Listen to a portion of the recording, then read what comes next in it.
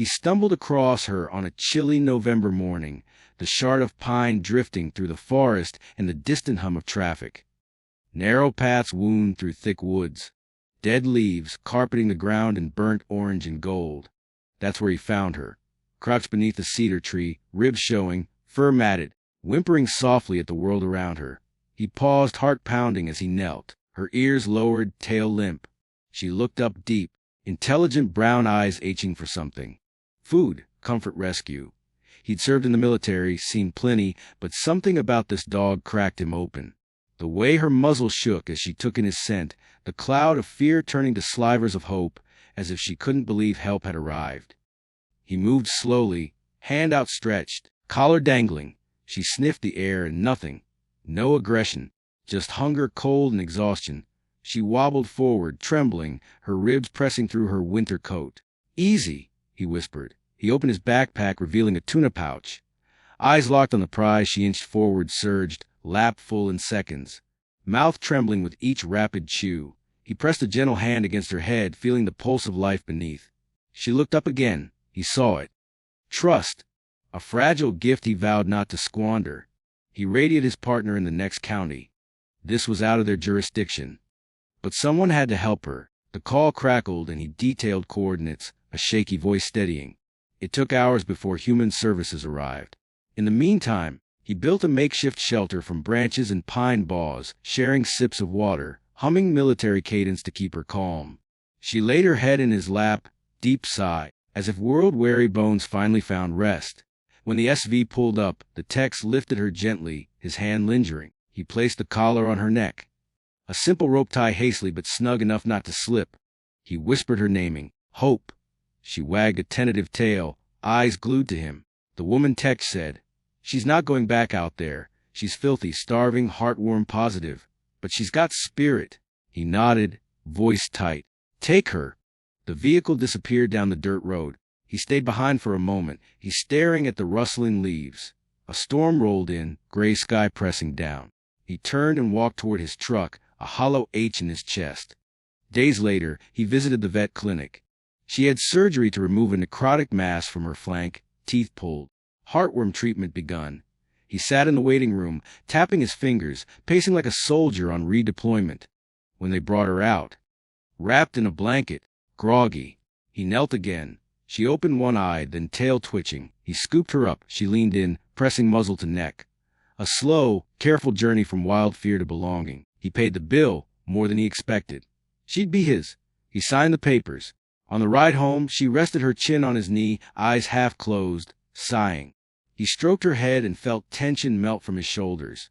Home was a modest bungalow. He set up towels on the floor, a bowl of water, a soft bed near the wood stove. She sniffed everything. Couch, slippers, TV remote, terrific energy and broken bones. He stepped back as she explored. She circled, ended up curled in a fur strand, sighing. Minutes later, he poured her another cup of food. She devoured it. Each night, he slept on the floor beside her. His mom had warned him, "You're a mess, Brent." Heartbroken hero shit. But he didn't care. She needed him and he needed her. Weeks passed. Treatment chugged along. She gained weight. Fur grew back in patches. Her eyes brightened. She'd bound off the porch and barrel after balls, ears popping. At night, she leaned into him, a living heat pack. He forgot heartbreak, traded nightmares of war for fluffy snores and sloppy kisses. Down.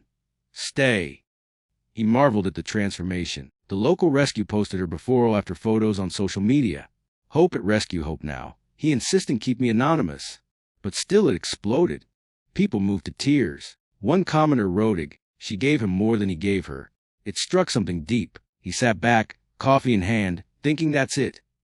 That's the truth. She saved him. Fall rolled into winter. He built a path to the wood stove in the yard.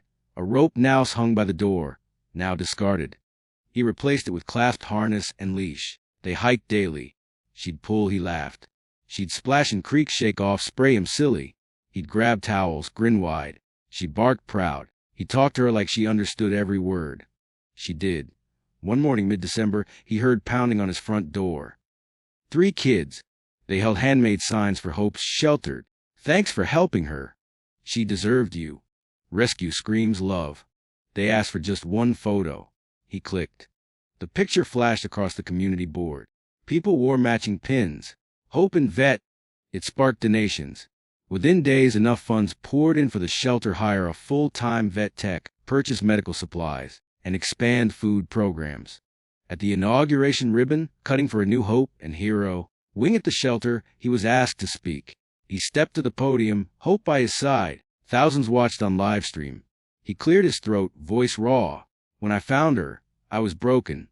I stood in that forest, looking at bones covered in fur, and I realized how much of myself I'd left behind on deployments. She taught me something: rescue is reciprocal. When you give life a chance, you open yourself. We both saved each other.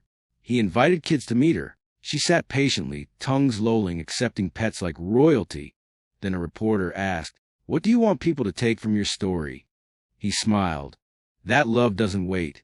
No matter how left for dead you think you are, there's someone, somewhere, who needs your heart, and you need theirs." Rescue isn't charity. Rescue is life. Soon, requests poured in, families wanting dogs like her. He insisted on home checks, training programs. A nonprofit grew from the seeds of that single rescue. They flew him around the country to speak.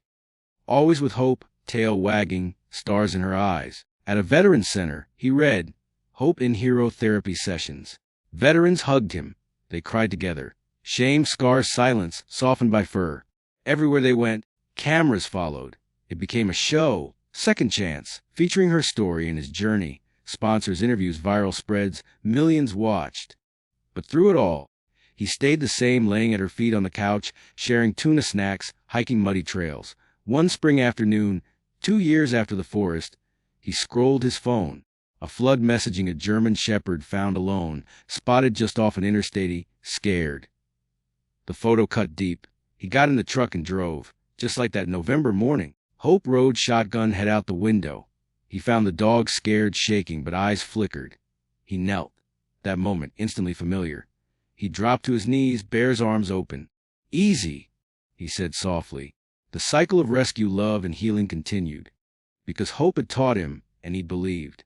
And maybe that's how life worked. One rescued becomes a rescuer again and again. And sometimes you save them both.